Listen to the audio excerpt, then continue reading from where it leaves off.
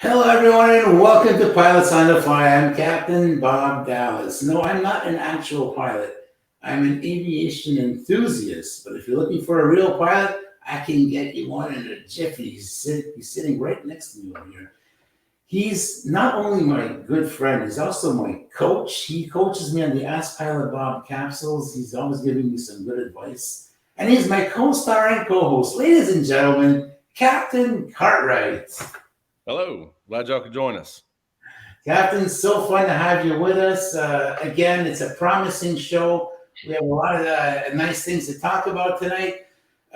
Just before we went live on the TikTok audience, we have the privilege of coming on live with us 10 minutes before we go into the show. We were talking about the shortage with the pilots, and that's something that's still happening right now, as you were saying, Captain.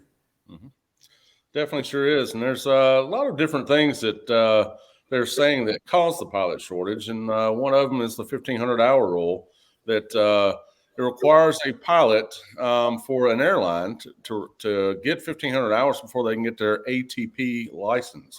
And ATP is what's considered the airline transport pilot's license to be able to become an airline pilot. So 1,500 hours is what it takes in the United States to do that, and that's a pretty lot of hours when it comes to building time. Okay, so when we're talking about 1,500 hours, can you elaborate for us, Haas? What does it mean exactly? Is that from the moment you are actually signed up, you're taking your theory classes? Does that include the flying time alone? What is the 1,500 hours exactly? Well, let's talk about becoming a pilot, and we'll work up to that. First thing you've got to do is get your private pilot's license, and that's at least 40 hours.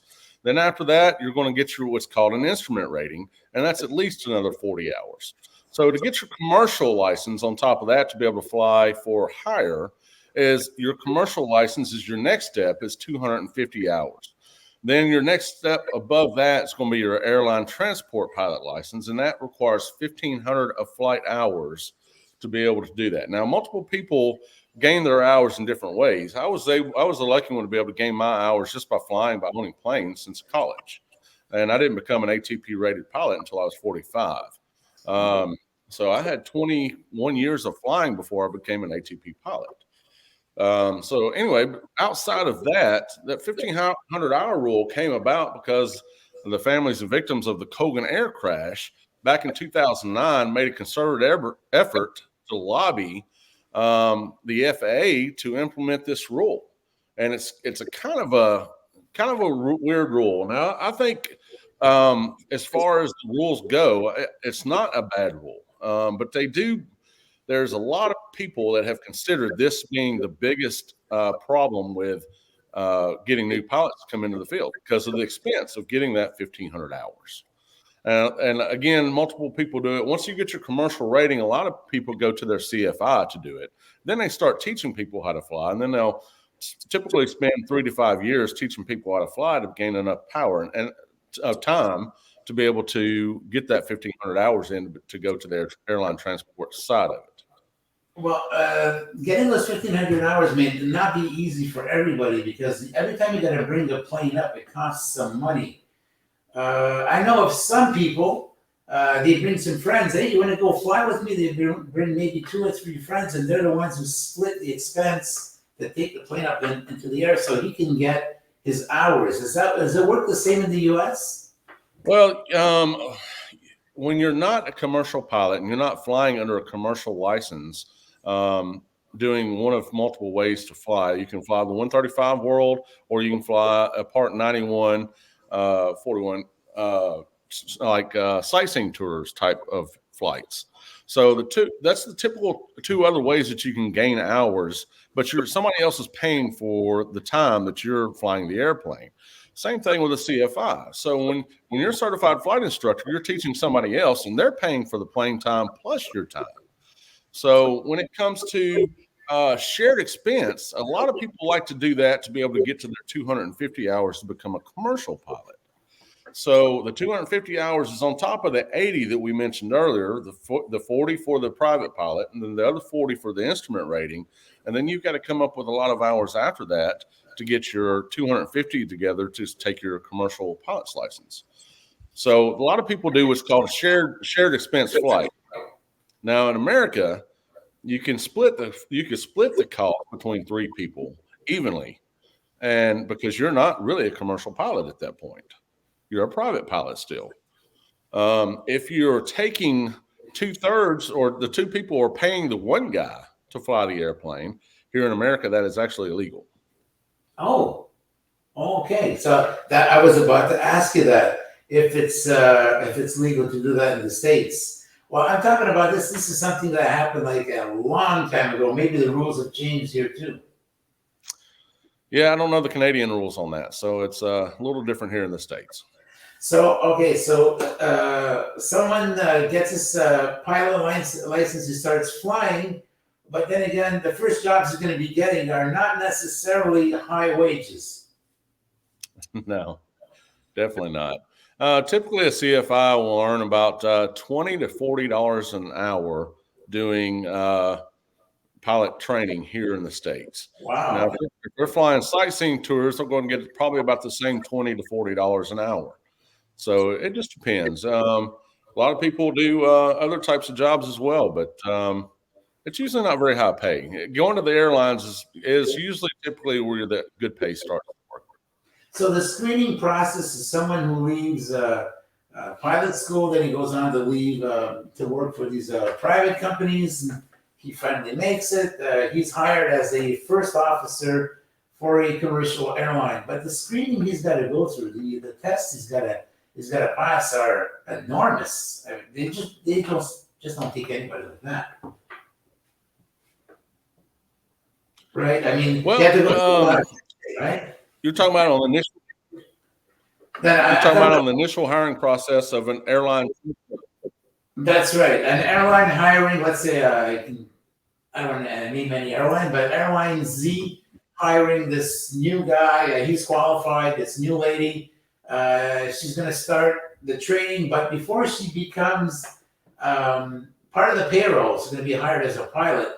The screening process, I mean, the tests they have to pass before they're hired, they must be enormous. There must be a lot of testing. Well, typically the first thing that happens when you're going to apply for a job at the airlines, you're going to put in an application on a website, and then you're going to have to go through a screening process. And that screening process includes several tests. It's basically, there's some math tests to it, there's some psychological tests to it, and there's also some just general knowledge tests to it. So they're actually testing you a lot of different ways when you go through those initial screenings, when you fill out that initial application to work there. So you've got to really pass all those things before they'll even call you to get an interview. Well, that sounds a lot like, of course, the implications are not the same. It's not the same kind of job. But I remember when I went for my city bus driver job, I had to go through countless tests. It was like psychological tests, physical tests. It was like, oh my God, this is like ridiculous.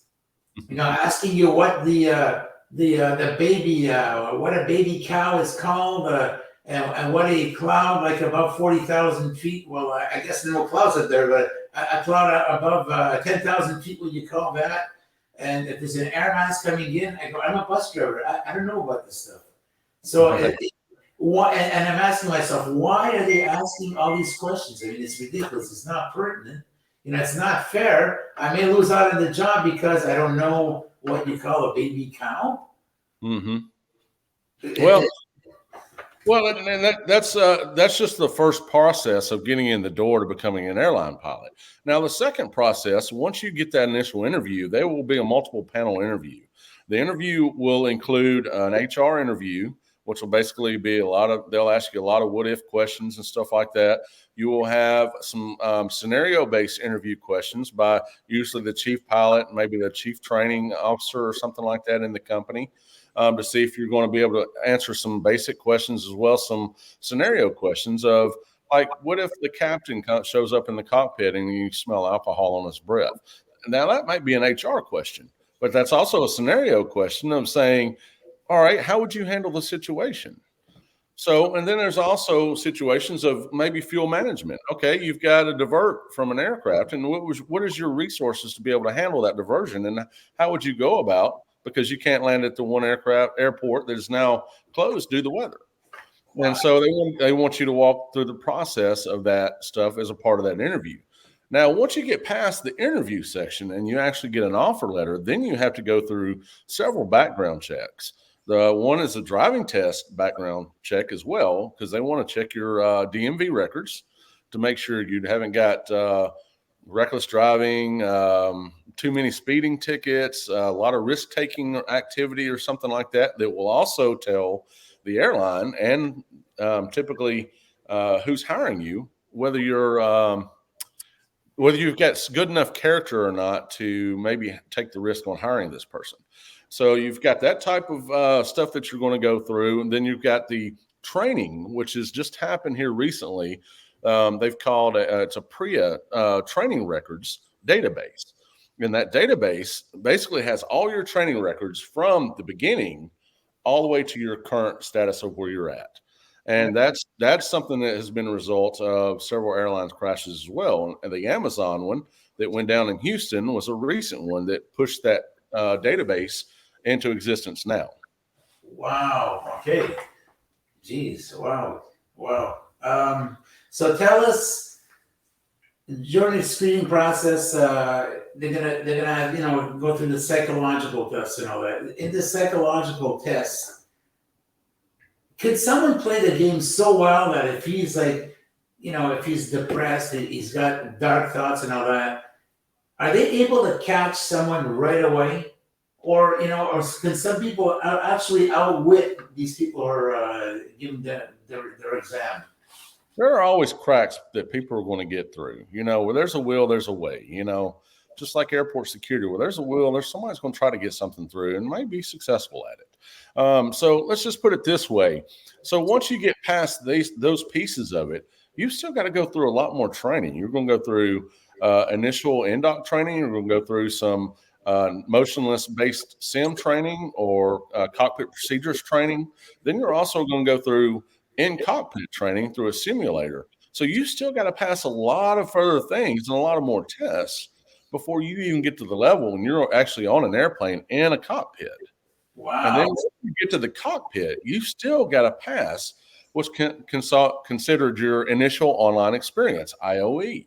And you have to do all this with check airmen. And the part of the evaluation of everybody that comes through is still evaluating their crew resource management skills, their psycho evaluation that's going on between the crew and how do they work with others and stuff like that. So there's a lot of pieces there that it doesn't mean that somebody couldn't get through, but it's pretty hard. And it would have to be very consistent over a long period of time, because you're talking about 3 to 4 months of training right there. There you go. That was my next question coming up. You beat me to it. Yes. It's a long process, 3 to 4 months training. So yeah, I think that within that time span, they pretty much have a pretty good idea who they're dealing with. Yes, very much. And I had this one fellow, as you know, House, and all the people out there who follow me daily on social media. I got my little video clips, Pilot Bob, and through one of those clips, I had someone ask me if someone is the age, like in the late 50s, if it's too late for him or her to consider becoming a pilot. So I answered my way, and the answer you gave me off air was pretty satisfying. But now we're on air, so I'm going to give you a chance, Haas, to let these people know who are wondering out there if it's too late to become a pilot, even though you're in your late 50s. If you're already a private pilot, I would say definitely not. If you're really rambunctious of making this happen, you can get your 1,500 hours in with all your ratings within 5 years. Some people have done it within 3. So you still have a good 10 to 12 years. Oh, you're frozen up. We're experiencing some technical difficulties here. Haas is frozen up. Haas, I don't know if you can hear me on your end. Maybe you can come back into the studio, go out and come back in. So we're experiencing some technical difficulties that happens from time to time. That's what you get with internet. It's not always reliable. You're tuned in to Pilots on the Fly. I'm Captain Bob Dallas. I am your host of Pilots on the Fly, co-host with Captain Cartwright. He's the captain on the Boeing 767 on a freighter. There you go. He's back. So, folks, Yeah, sorry about that. He probably went through a static storm at what is it, 35,000 feet? All right, yeah. Back to what we was talking about. I'm not sure where I dropped off at, but you know, a 12-year career right now is not unheard of. And if you're 50, you get your ratings in 3 to 5 years, and still have 10 to 12 years left to become an airline pilot is not unheard of right now in this pilot shortage world. Okay, and we're talking here. Someone could aspire actually to be piloting, maybe not to become a captain, but maybe a first officer, like in a 777. It's possible. Oh, it's even possible to become a captain. Oh wow! That's something. Yeah. Okay, so to become a captain, how long does it take? Because let's say you're hired, you come in, it's a month, you're flying, you're a first officer. Before you can aspire to become a captain, how long might it take? Well, you remember we're talking about your ATP rating to be able to get into the airlines is going to require 1,500 hours. Now, to be second in command, once you get that ATP rating, it's going to require another 1,000 hours minimum of 121 flying in the airlines to become another captain. You have to have at least 1,000 hours of SIC. So wow. It's possible to still make it. You can do 1,000 hours in just over a year and a half if you're at a real busy airline. What is it that an airline is looking in a pilot that the airline's going to say, okay, he or she is qualified to become a captain? What is it exactly that? What are the traits in a pilot that an airline looks for, saying, okay, this fellow, this lady's got leadership? So what is it exactly that they're looking for? That is a great question, Bob, because one of those things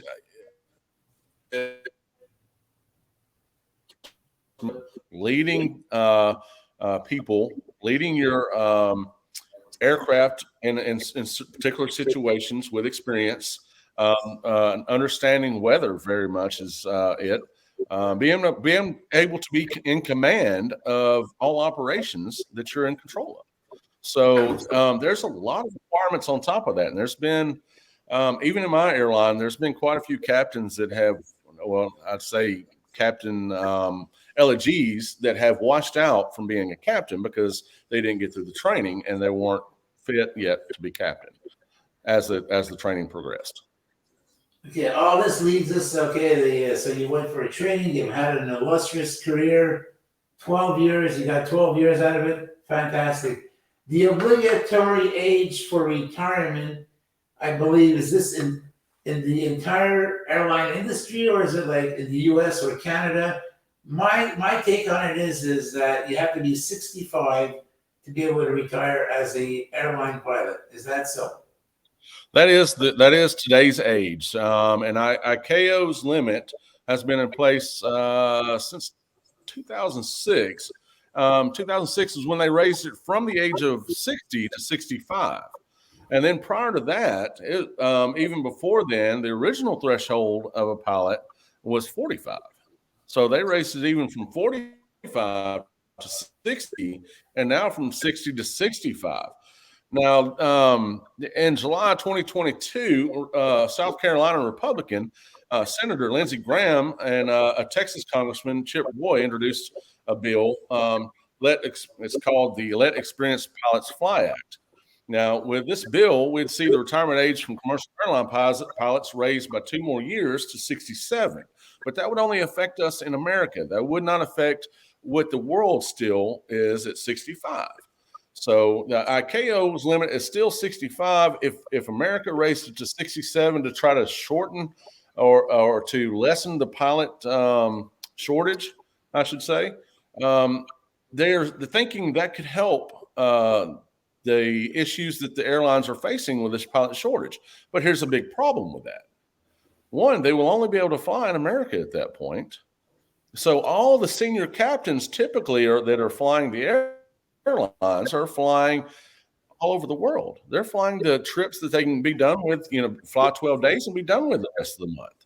And, they've got the seniority to be able to do that and do those trips up until the point of 65. And typically, if they've been flying for quite a while. Now, you take that 65-year-old pilot where he's had a real cushy job, and you're going to put him back to flying 4 and 5 legs a day in America, just doing short hops. He's not going to like it. He's not going to stick around for that.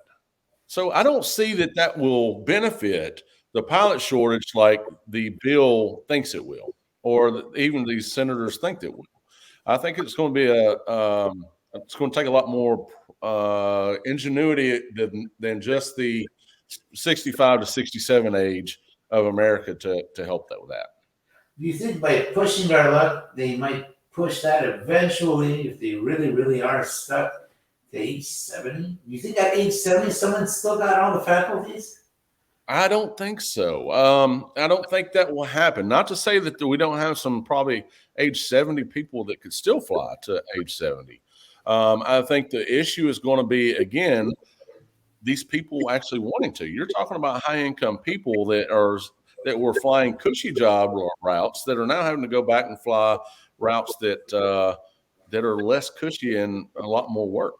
So I don't think it's going to help with things. And the other thing that's happening since all the COVID stuff, there has been a quiet push about the medical, some of the medical stuff that we have to go through on a regular basis when it comes to your heart and your medical passing every 6 months that we have to do to go through a medical exam. Now, on the medical side of that, we have to do an EKG at least once a year. And then at a certain age, it can even become every 6 months. Now, that's to check your heart and make sure everything's still going well with your heart. Well, there's been some quiet push on trying to relax some of the standards of that typical test. Well, and not a lot of people are liking that. So there's been some pushback on that. So it's going to be interesting to see how all that plays out. Well, as we say in aviation, as time flies when you're having fun. Folks, this is it. I guess we covered just about everything I had to cover tonight. Thank you so much, everybody, for tuning in. Thank you to you TikTokers, to the people on LinkedIn, to the people on Facebook and on YouTube. And, of course, if you want to follow Haas, our captain, he's on LinkedIn. He's known as at James Cartwright. If you want to follow him on YouTube, Monkey Wrench Garage. That's at monkey_wrench_garage. He's got some really nice stuff on there. You guys want to check him out. And as for myself, I'm all over the place, all over social media. Pilot Bob Dallas. You can see me everywhere. Guys, thank you so much. Thank you, Captain. Stick around for the traditional meet and greet backstage. We'll be having a little party. We're going to continue a little bit with the TikTokers over here and the people who have tuned in on the other stations. Well, we'll be seeing you soon. So we want to thank Jenny Delane for producing the show, and we'll be around sometime soon. Yes. Good night, everybody. Good seeing you guys. Thanks for tuning in.